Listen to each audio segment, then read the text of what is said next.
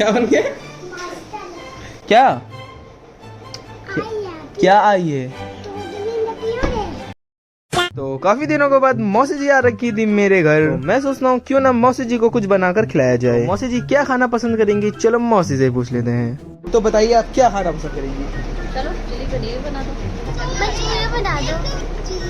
तो इतनी डिमांड आने के बाद मेरे को तो जरूरत पड़ गई थी एक पेन किलर की। तो अब इतना कुछ बनाना है तो उसके लिए सामग्री की जरूरत तो पड़ेगी। तो एक एक करके फिर मैं लेता हूँ सारी वेजिटेबल्स के बाद फिर मैं प्रस्थान कर देता हूँ अपनी भवन की ओर। फिर मैं आ जाता हूँ घर और घर जैसे आता हूँ उतनी देर में एंट्री हो जाती है मेरे भांजे की। क्या बन गया? किसके मास्टर बन गए? पिज्जा के मास्टर के पिज्जा के।